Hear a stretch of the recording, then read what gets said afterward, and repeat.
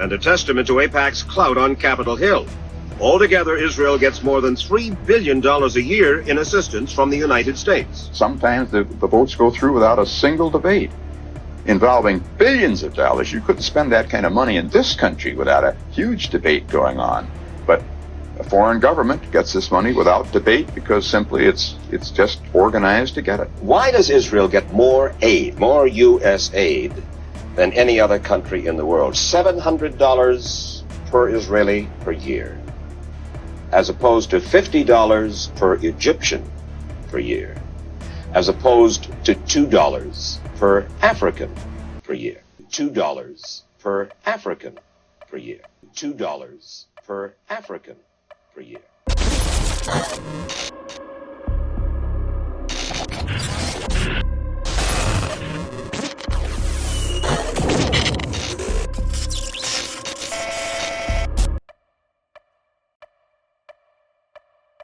I have said to people when they ask me if this Capitol crumbled to the ground, the one thing that would remain is our commitment to our aid. And I don't even call it aid, our cooperation with Israel. That's fundamental, our cooperation with Israel. That's fundamental, our cooperation with Israel. That's fundamental. Were I a Jew, I would be a Zionist. My father pointed out to me I did not need to be a Jew to be a Zionist, for I am. Israel is essential to the security of Jews worldwide.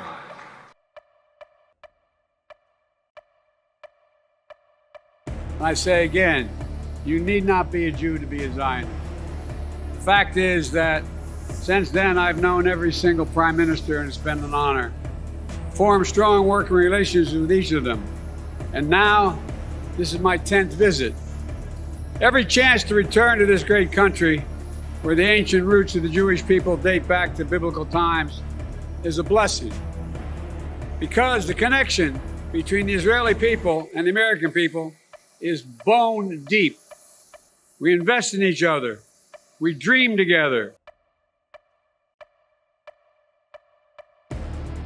Internal AIPAC documents instructing employees to contact named PACs and tell them to give designated amounts to named candidates, which have fallen in the hands of both the Washington Post and the TV show 60 Minutes. You may recall the show when Mike Wallace exposed AIPAC.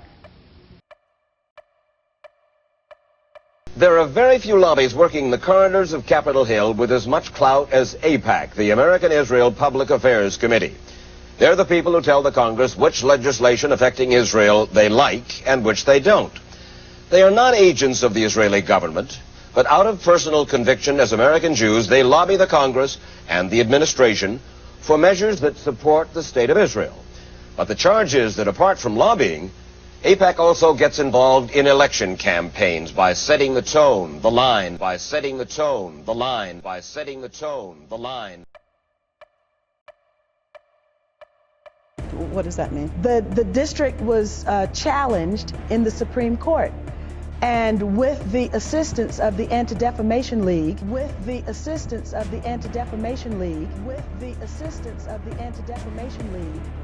the district was dismantled. It generally takes about $250,000 minimum to take a case from filing up to the Supreme Court. And the people who filed the lawsuit to dismantle they challenged my ability to represent the people of that particular district. Who were these people?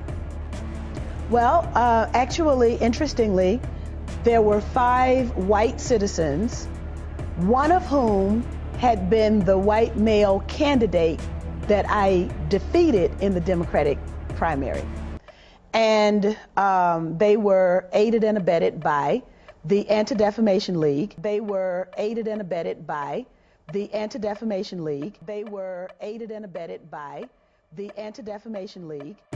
And when the case arrived at the Supreme Court, interestingly, on the same day as an environmental case, the Spotted Owl case, The Supreme Court decided that the habitat for the spotted owl should be protected, but that the black voters in that district could have no protection. And so the district was dismantled. Could have no protection. And so the district was dismantled. Could have no protection. And so the district was dismantled.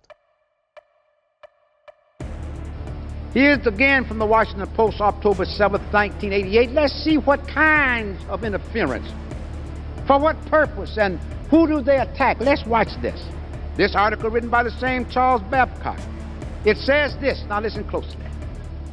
The American Israel Public Affairs Committee, the nation's chief pro-Israel lobby, has become a subject of attention twice in the past week because of reports of partisan involvement or personal attacks in the 1988 political campaign. One case centers on a year-old internal AIPAC staff memo urging that Jewish reporters, and I'm reading from this article, this is not Gus Savage saying this. One case centers on a year-old internal AIPAC staff memo urging that Jewish reporters raise questions about Jesse L. Jackson's sex life and finances. Jesse L. Jackson's sex life and finances. Jesse L. Jackson's sex life and finances. AIPAC, pursuing the interests of a foreign government, beginning to try to develop surreptitious means of hurting, damaging a presidential candidate in this nation.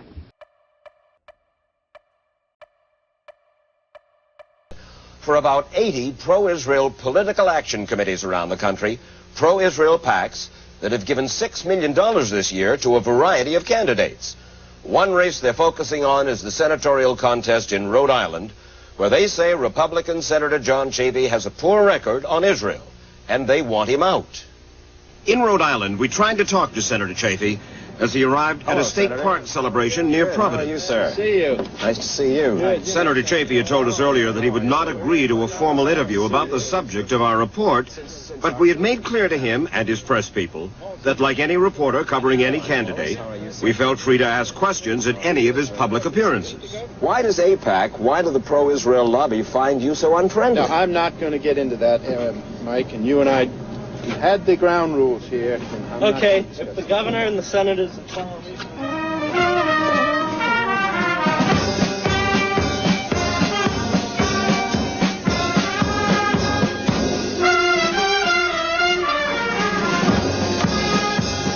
Rhode Island has a population of only 1 million, so a senatorial campaign here should be cheap. This year, it's not. Richard Leach running for the U.S. Senate. Help me out in November. Richard Leach, who is challenging Chafee, is the state's lieutenant governor. He has also been an active member of the U.S. Jewish community. The money from pro-Israel PACs that Leach has received comes totally from out of state. Altogether, almost $200,000 of the $2.5 million he'll be spending has been given by 45 pro-Israel political action committees. Good afternoon, Leach for Senate. But add to that hundreds of thousands of dollars more from individuals all over the country, many of whom are tied to those same pro-Israel PACs.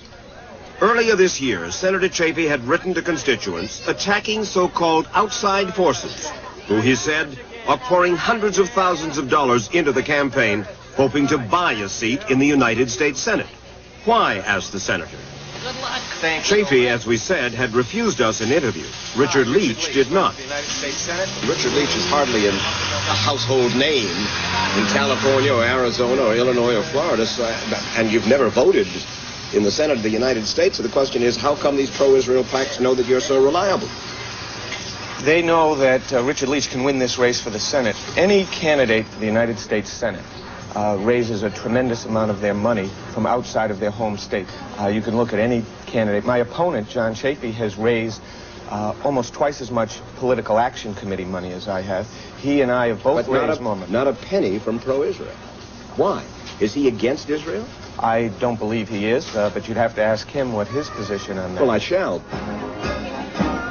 But that, as we had found out, was the only subject John Chafee did not want to discuss in public.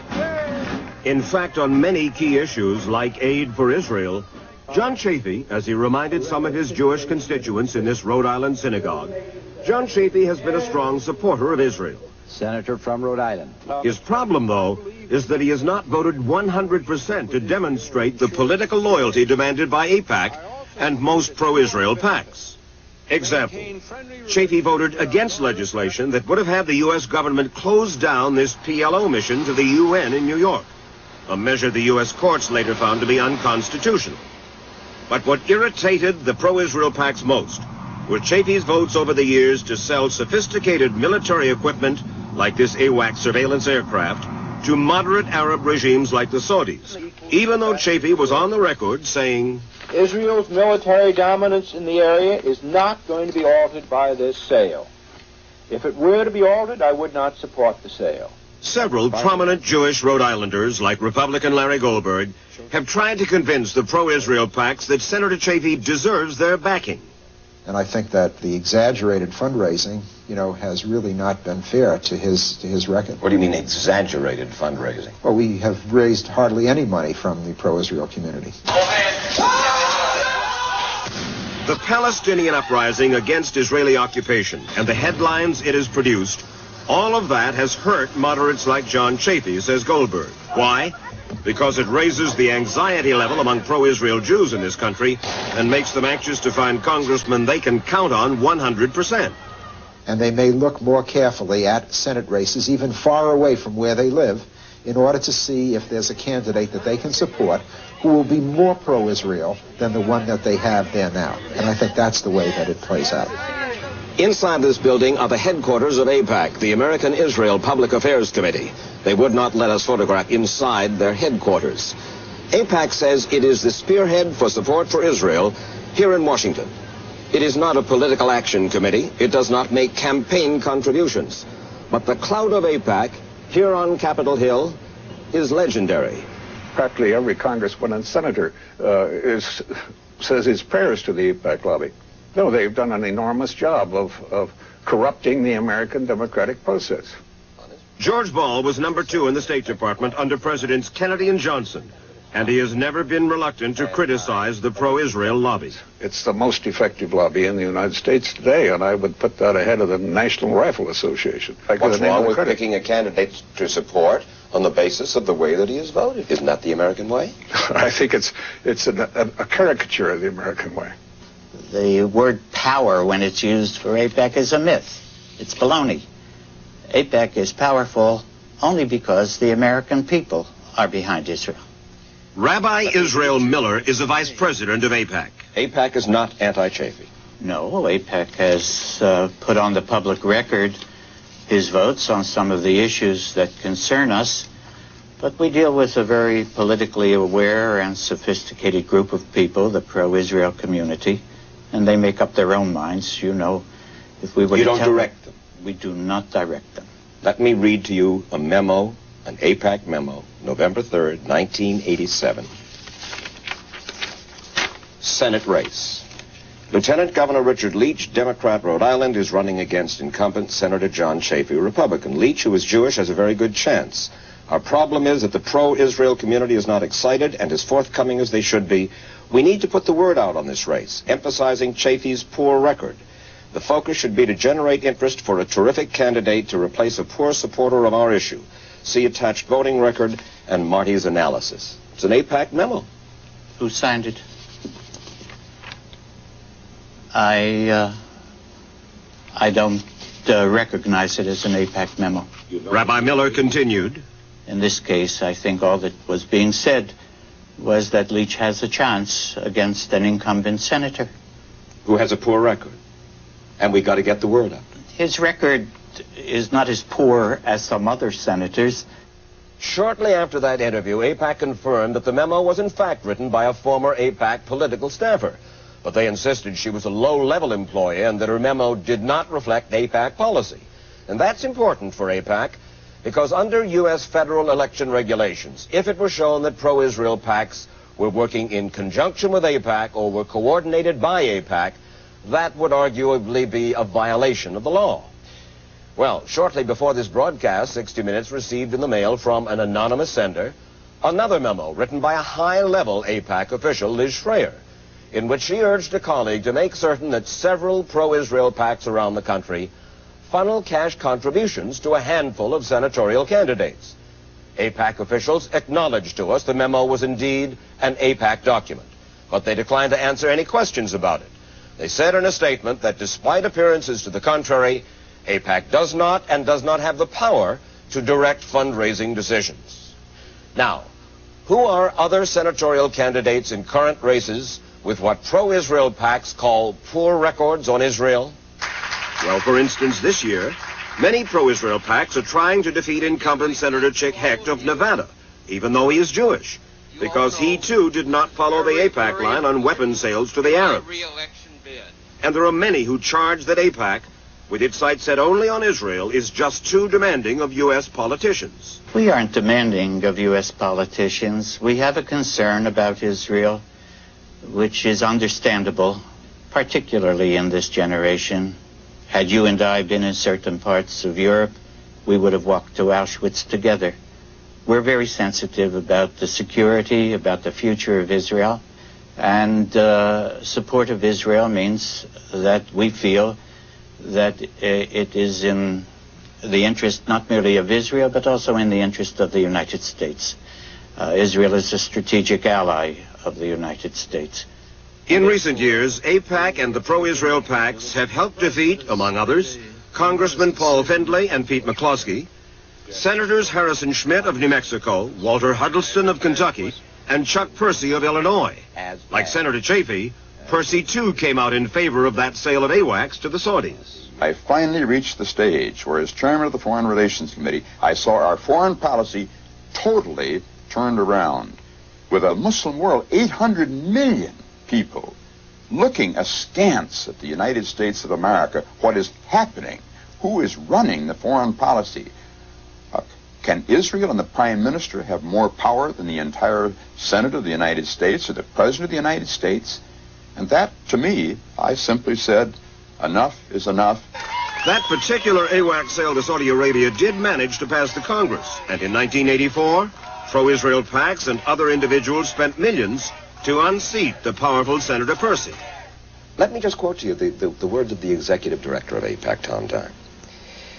After the defeat of Chuck Percy a few years back, he said to a Jewish group in Toronto, quote, "All the Jews in America from coast to coast gathered to oust Percy, and the American politicians, those who hold public positions now and those who aspire, got the message." It was an unfelicitous expression of that which Tom felt in his enthusiasm and in his zeal. I think if he had it to say all over again, he would have put it altogether differently.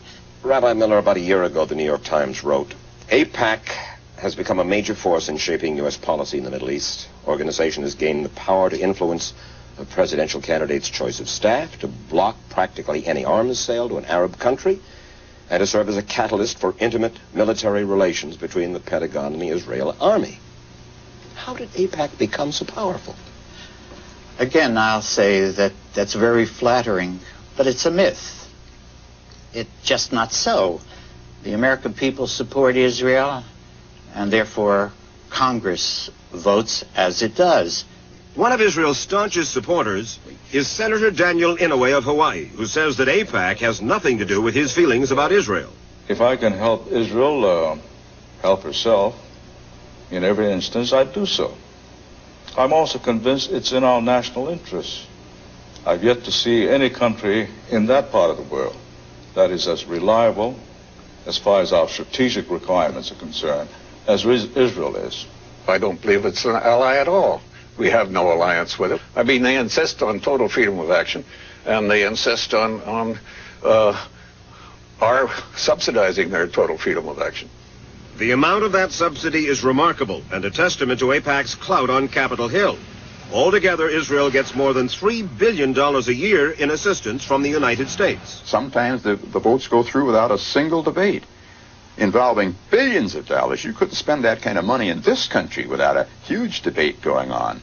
But A foreign government gets this money without debate because simply it's just organized to get it. Why does Israel get more aid, more U.S. aid, than any other country in the world? $700 per Israeli per year, as opposed to $50 per Egyptian per year, as opposed to $2 per African per year.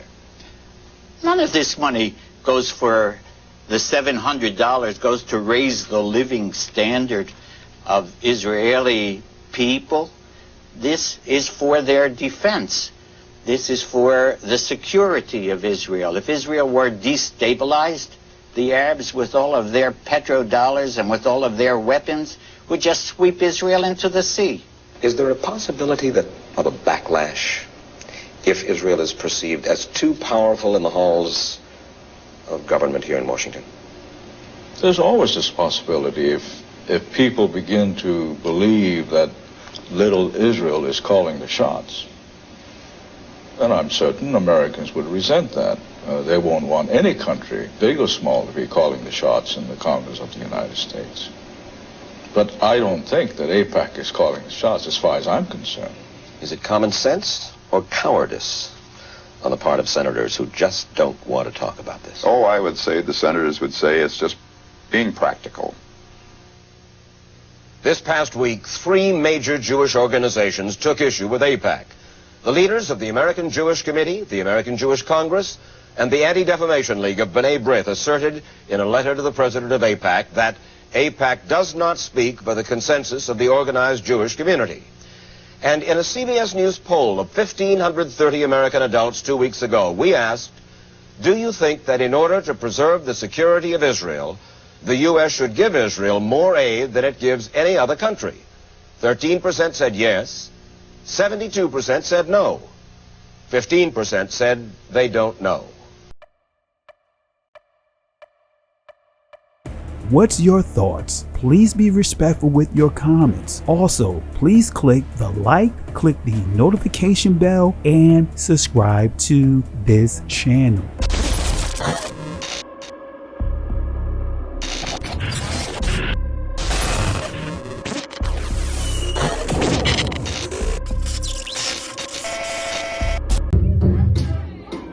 Listen, Genesis chapter 11 verse 10 explains the genealogy of Shem. Shem was a black man in Africa. If you repeat this back, Genesis 14 verse 13, Abraham steps on the scene. Being a descendant of Shem, which is a fact, means Abraham too was Abraham, born in the city of a black man called Nimrod, grandson of Ham. Ham had 4 sons. One was named Canaan. Here, let me do some explaining. Abraham, Isaac was Jacob had 12 sons, for real, and these were the children of Israel. According to Genesis chapter 10, these were the children of Israel. According to Genesis chapter 10, these were the children of Israel. According to Genesis chapter 10.